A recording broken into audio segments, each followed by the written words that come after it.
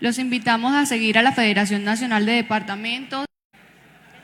De igual manera, les recordamos que con el propósito de no interrumpir el normal desarrollo del evento, sus celulares y demás dispositivos deberán permanecer en silencio.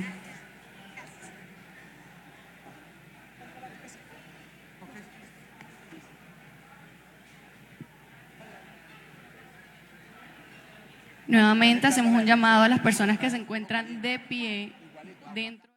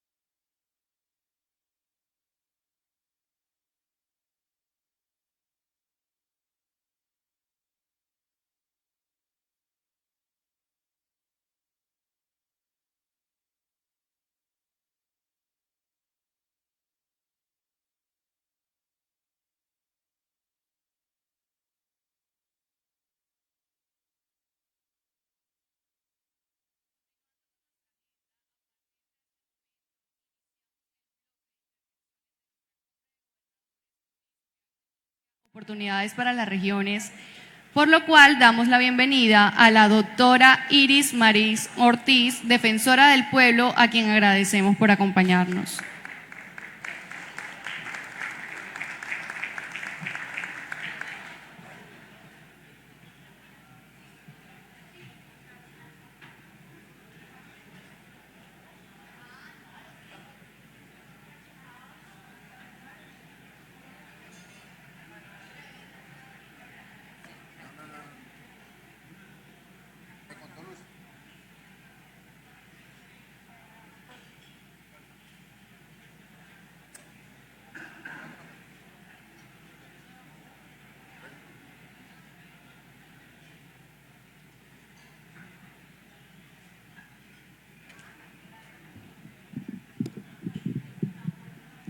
Muy buenas tardes a todas y todos.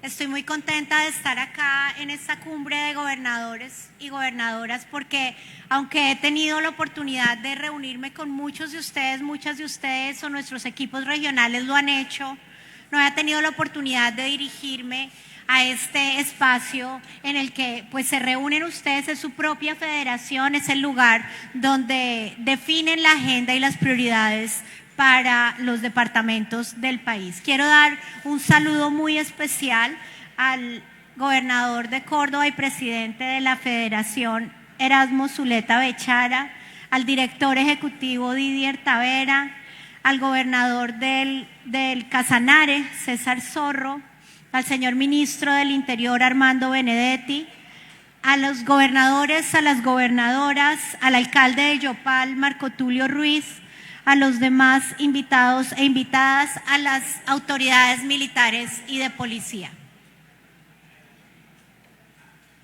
Ustedes saben que la Defensoría del Pueblo es una institución nacional de derechos humanos.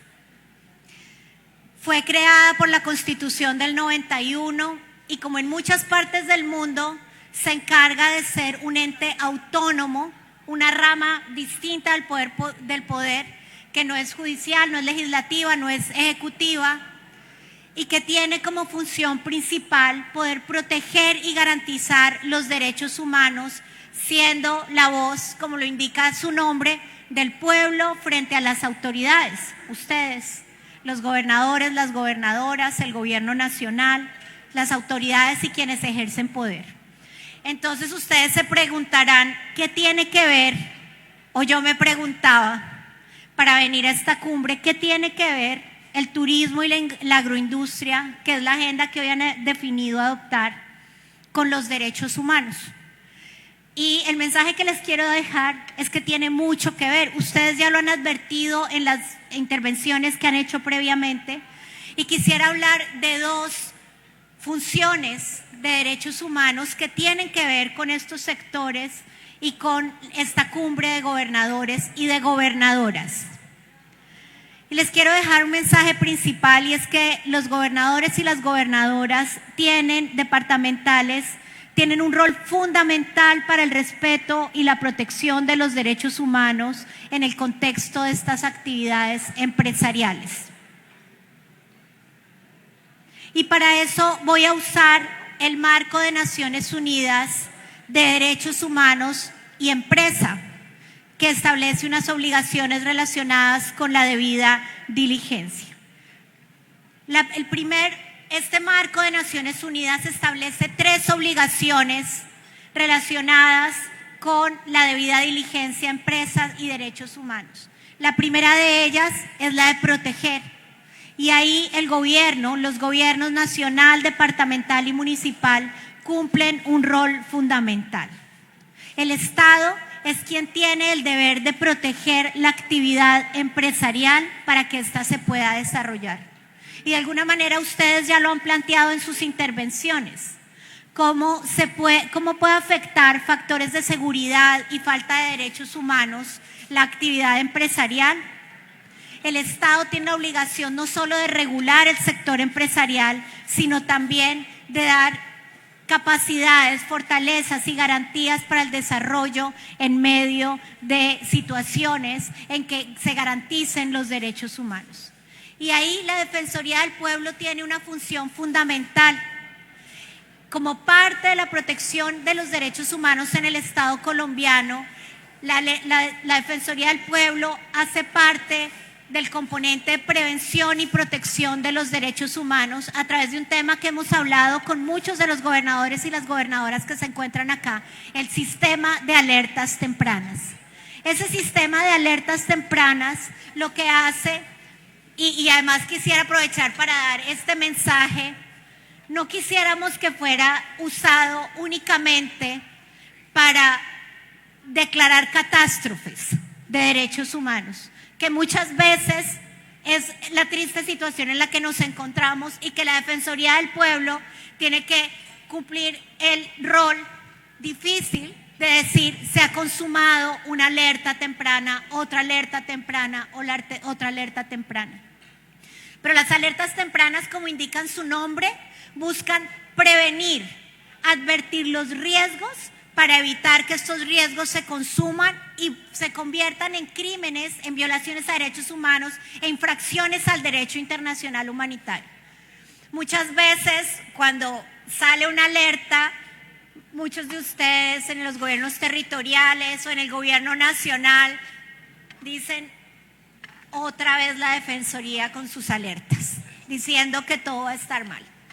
Pero nuestra función es trabajar de la mano de los gobiernos territoriales, del gobierno nacional, para que esas alertas dejen de tener vigencia y no se consumen a través de crímenes como los que vemos todos los días en nuestro país.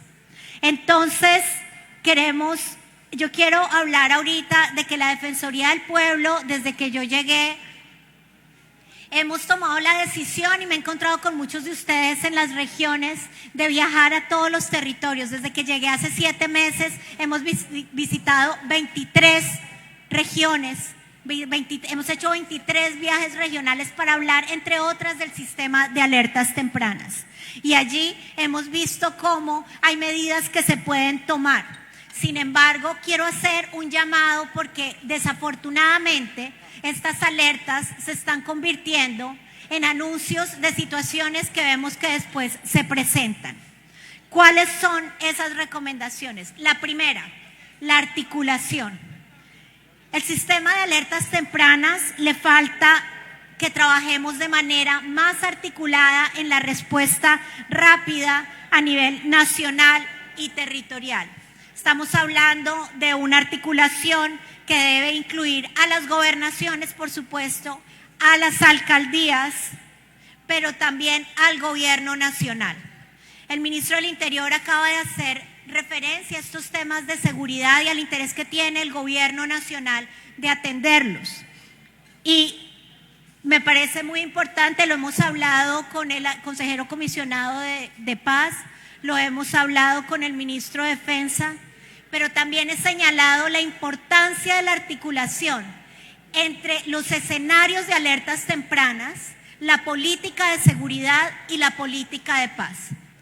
Y he dicho, las recomendaciones del sistema de alertas tempranas son fundamentales, pero no tienen que ser la única forma de responder a las alertas tempranas. El gobierno puede separarse de las recomendaciones, lo que no puede es dejar de actuar frente al riesgo.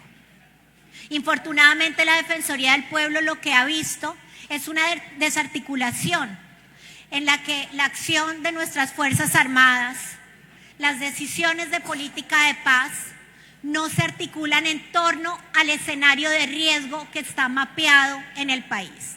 Y tenemos muchos escenarios que ponen en riesgo la seguridad de las personas, de las comunidades y también del sector empresarial. Entonces, la no atención adecuada de las alertas tempranas es también un riesgo que implica unas afectaciones para las actividades económicas, la agroindustria y también para el turismo. Entonces, nuestra primera recomendación es esa articulación. Hemos visto cambios de parte de la política del gobierno nacional en ese aspecto, que se orientan a una mayor articulación, pero creo que todavía nos falta trabajar más. También quisiera decir un segundo mensaje que ya se mencionó acá, y es que esta articulación y esta respuesta en seguridad no es solo de parte de las Fuerzas Armadas, aunque también lo son. La mayoría de las alertas tempranas, si no todas, tienen como una de sus primeras recomendaciones el uso de la fuerza persuasiva y legítima del Estado. También el uso de la función judicial, la judicialización de los responsables. Pero esto va a ser inocuo o va a ser insuficiente si no avanzamos en proyectos sociales que puedan transformar las realidades de las comunidades, que permitan que las personas, las comunidades tengan un referente de autoridad que no sea el de los grupos armados.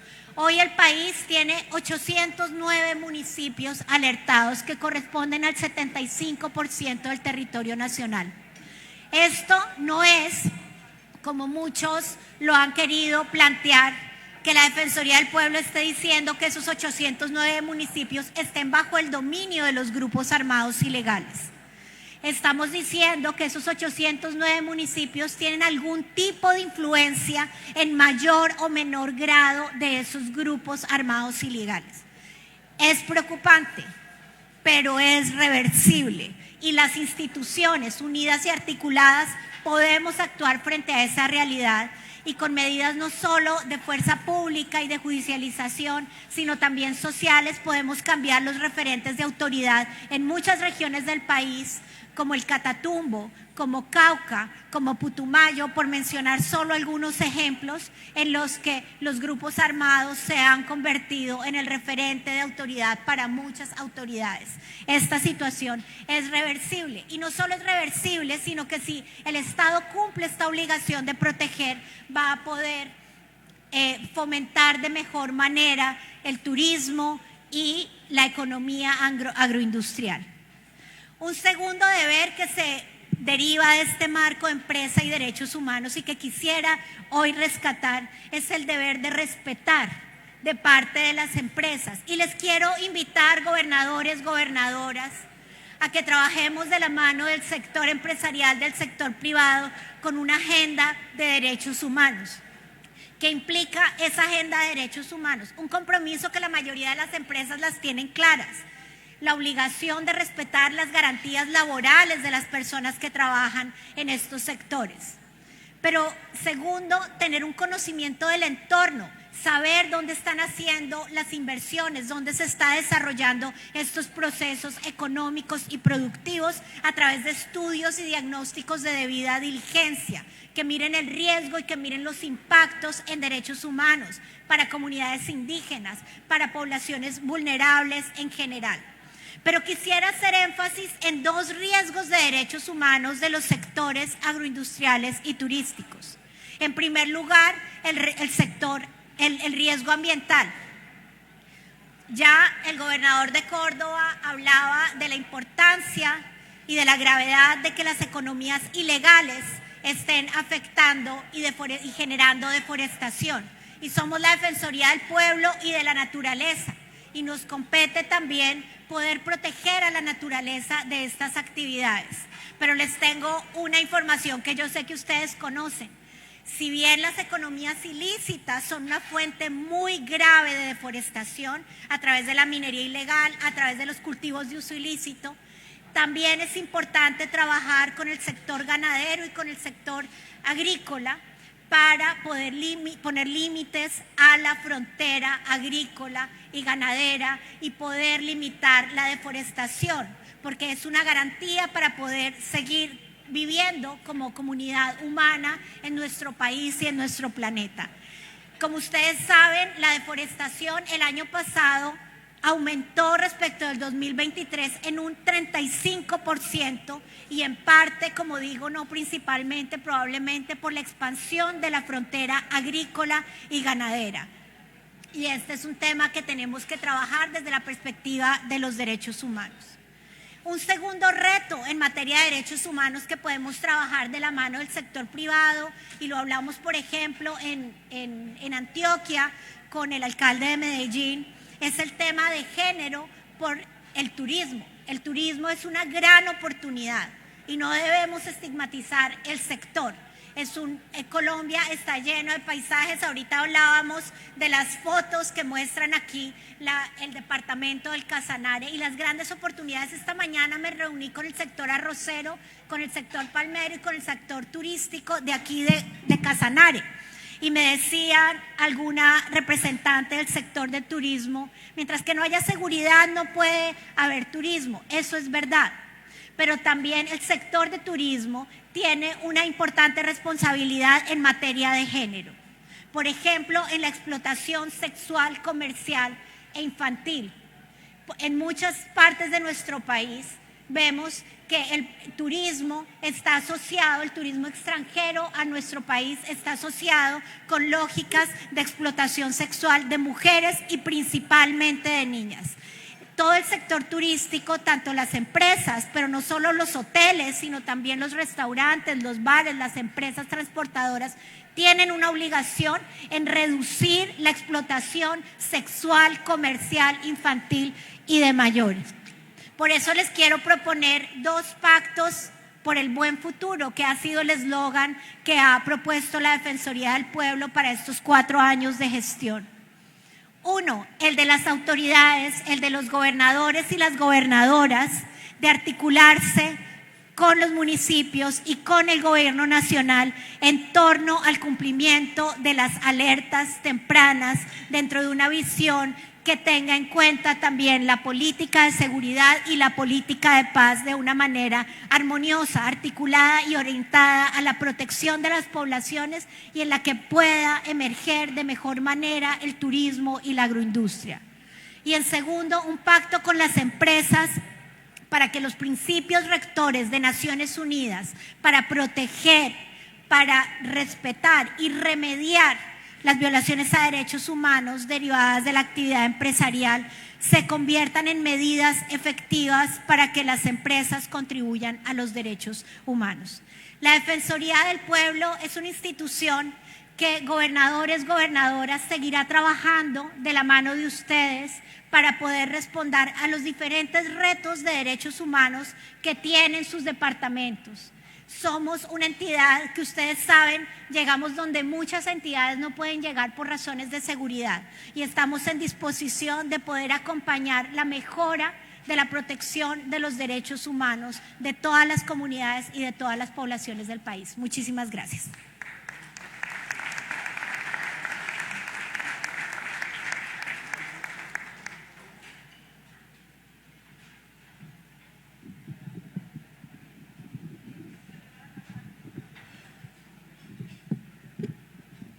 Muchas gracias.